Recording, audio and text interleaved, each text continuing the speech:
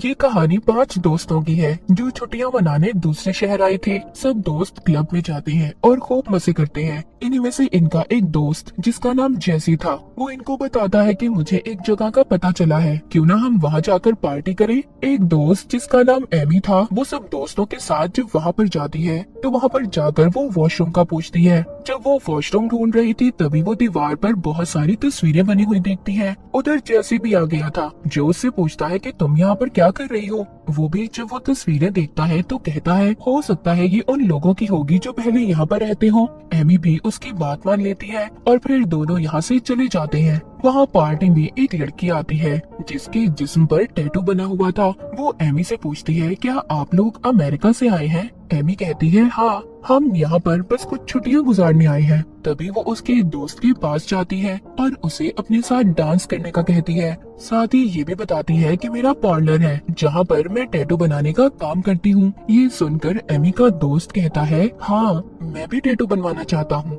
Amy भी उसके साथ जाने का कहती है। ये दोनों जब उस लड़की के साथ पार्लर आते हैं जहाँ पर बहुत सारे टैटू की तस्वीरें लगी हुई थी, दोनों ये देखकर बहुत खुश होते हैं। एमी पूछती है ये टैटू किस पर बनाए गए हैं। वो लड़की कहती है ये ह्यूमन स्किन, इंसानी जिल्द पर बनाए गए हैं। ये बात तो सुनकर एमी और उसका दोस्त हैरान हो गए थे। वो सोचते हैं शायद ये मजाक कर रही है। जिसके बाद वो लड़की कहती है तुम लोग यहाँ पर बैठो, मैं अपने मालिक को बुला कर लाती हूँ जो टैटू बनाते हैं। जब वो नीचे जाती है तो कुछ देर के बाद उसका मालिक उधर आता है जो एक टैटू आर्टिस्ट था और यहाँ का मालिक भी। वो आकर पूछता है तुम दोनों में से किसको टैटू बनवाना है। एमी कहती है मुझे बनवाना है। अब वो आर्टिस्ट उसके दोस्त को कहता है कि जाओ तुम मेरी असिस्टेंट के साथ नीचे जाओ, ये तुम्हारा ख्याल रखेगी और जब तक मैं एमी को टैटू बना दूंगा। यहाँ पर वो आर्टिस्ट एमी से पूछता है कि तुम किस तरह का टैटू बनवाना चाहती हो। वो कहती है ऐसा जिसे देखकर मैं अपने बीते हुए पल याद कर सकूं।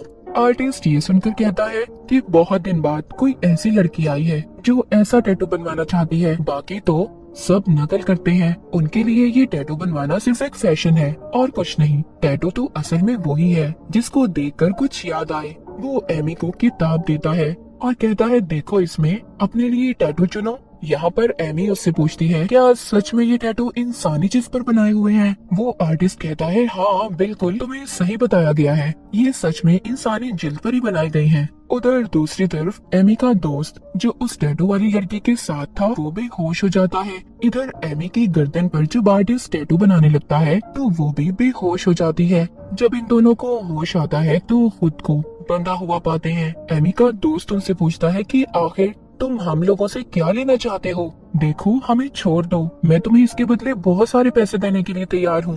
पर आर्टिस्ट कहता है नहीं, मुझे तो तुम्हारी जिल्द चाहिए, मैं पैसों के लिए ये सब बिल्कुल नहीं करता। तभी एमी को भी होश आ गया था। वो जब अपने दोस्त को ऐसे बंधा हुआ देखती है तो वो चिल्लाती है। आर्टिस्ट उसके पास जाता है, कहता है देखो तुम क्यों डर रही हो, तुम नहीं डरो, मैं तुम्हें कुछ नहीं कहूँगा, तुम तो मेरी पसंदीदा हो, तुम बहुत जल्दी मेरे काम को समझोगी और मेरा साथ भी दोगी। ये कहकर वो एमी के दोस्त के पास जाता है। पहले तो उसकी बाजू का टैटू उसकी जिल्द के साथ अलग कर लेता है, फिर उसके पेट की जिल्द को। वो उसे कहता है तुम जानते हो मेरे डॉग को इंसानी कान खाना बहुत पसंद है और उसका कान काट कर अपने डॉग को खिला देता है। उसकी असिस्टेंट उसकी जिल्द को ऊपर ले जाती है जिस पर वो खास किस्म के टैटू बनाने वाले थे। आर्टिस्ट आखिर में एमी के दोस्त के पाँव पर कट लगा देता है ताकि उसका खून बहकर उसकी मौत हो जाए। वो अपने दोस्त की ऐसी हालत देखकर बहुत रोती है पर कुछ भी नहीं कर पाती। अगली सुबह एमी के बाकी दोस्तों को पता चलता है कि एमी और उनका एक दोस्त अभी तक नहीं आए। ये देखकर अब उन्हें अपने दोस्तों की फिक्र होने लगी थी। वो उन्हें ढूंढने का फैसला करते हैं। जैसे उन्हें बताता है कि वो दोनों तो टैटू बनवाने उस लड़की के साथ गए थे जो कल रात पार्टी में थी। उधर पार्लर में आर्टिस्ट जब एमी के साथ था तो उससे कहता है मैं तुम्हारे चेहरे पर खास इंक से टैटू बनाने वाला जो तुम्हें बहुत अच्छा लगेगा। एमी रोती है, कहती है प्लीज मुझे जाने दो, मैं ऐसा कुछ नहीं चाहती तुमसे।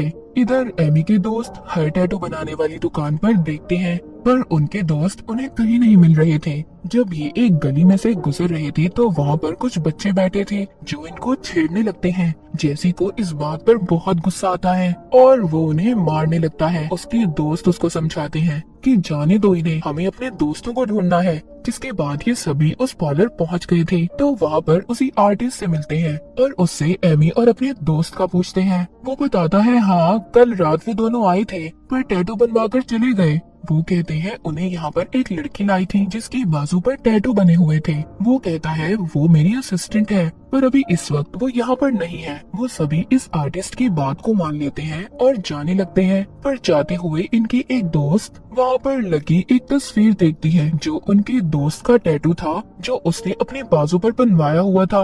वो देखकर थोड़ा हैरान हो जाती है पर इस बात को नजरअंदाज कर देती है। इनके जाने के बाद आर्टिस्ट एमी के पास आता है और कहता है कि तुम्हारे दोस्त आए थे जो तुम्हारे बारे में पूछ रहे थे।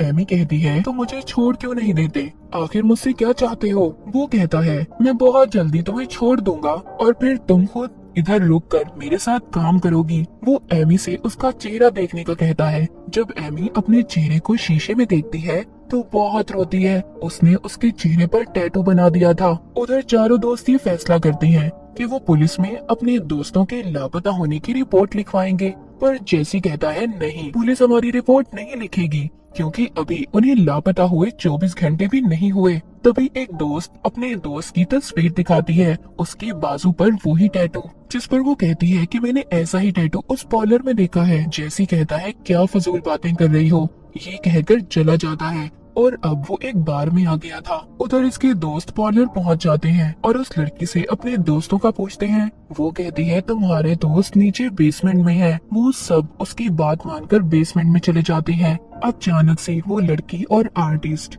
सब पर हमला कर देते हैं जिसके बाद सभी बेहोश हो गए थे। उनको जब होश आता है तो वो सब बंधे हुए थे। एमी की दोस्त बहुत चिल्लाती है पर वो उसकी जिल्द उतार कर उसका गला काट देते हैं। एमी भी बहुत ज्यादा रो रही थी जिसके बाद हमें दिखाया जाता है कि वो आर्टिस्ट एक आदमी के पास गया था और उसको इंसानी जिल्द पर बनी हुई तस्वीरें देता है जिसके बदले वो उसे ढेर सारे पैसे देता है। यहाँ पर हमें पता चलता है कि वो एक बड़ी फैमिली के लिए काम किया करता था जो उससे इंसानी जिल्द पर अपनी तस्वीरें बनवाते थे और उन्हें फ्रेम करके अपने घर में लगाया करते थे।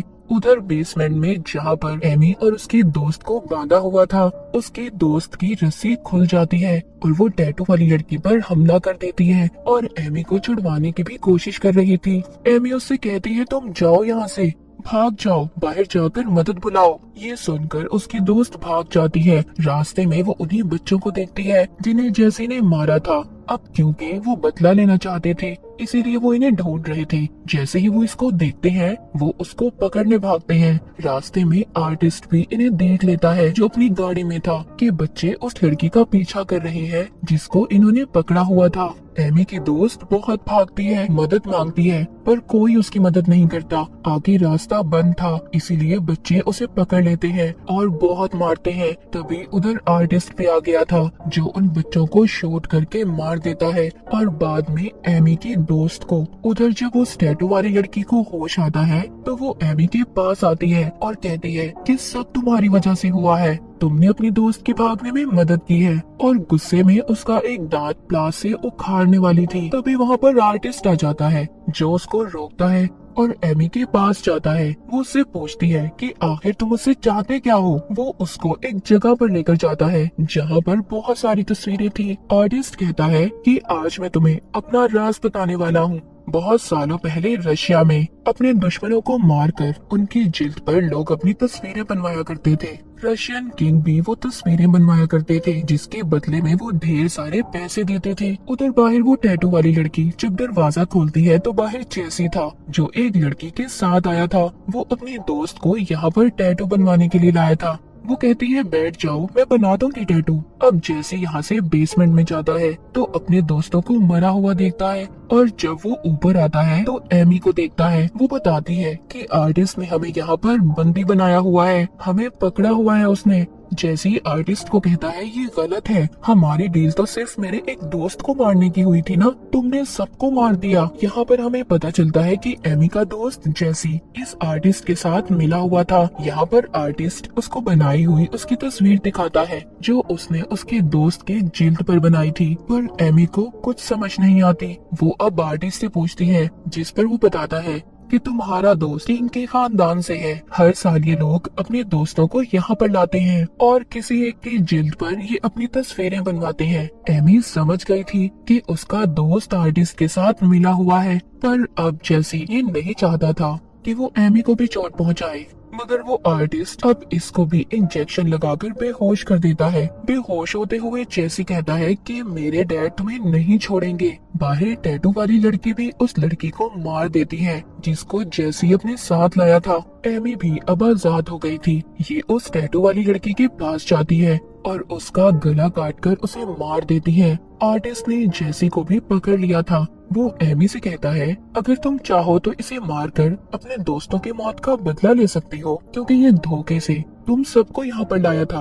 वो कहती है, नहीं, इसको भी वैसे ही सजा मिलनी चाहिए जैसे मेरे दोस्त तड़प कर मरे हैं। उसके बाद आर्टिस्ट जैसी की जिल्द को भी उसके जिस्म से अलग कर देता है। इसके बाद कुछ वक्त बाद का सीन दिखाया जाता है जहाँ पर आर्टिस्ट बैठा एक आदमी की गर्दन पर टैटू बना रहा था। उधर ही कुछ और लोग आते हैं। तभी वहाँ पर एमी आती है जो उन लोगों से कहती है कि आप लोगों का स्वागत है इस पार्लर में। और दीवार पर हम एमी की तस्वीर देखते हैं जो उसने जैसे की जिल्द पर बनवाई थी। इसका मतलब ये भी आर्टिस्ट के साथ मिल चुकी थी। एमी भी आर्टिस्ट के साथ मिलकर काम करने लगी थी, क्योंकि उसके दोस्तों की मौत के बाद उसका जिंदगी में कोई खास मकसद नहीं बचा था। तो बाज दफा हम अपने शौक को पूरा करने के लिए ऐसी जगह पर फंस जाते हैं जैसे बेचारी एमी फंस गई और उसकी वजह से उसके दोस्त मर गए। तो किसी दूसरी जगह पर जाकर कभी भी किसी की बातों में मत आए, वरना आप बहुत बड़ी मुसीबत में फंस सकते हैं। अपना और अपने प्यारों का ख्याल रखें। इसी के साथ ही मूवी यहीं पर खत्म हो जाती है।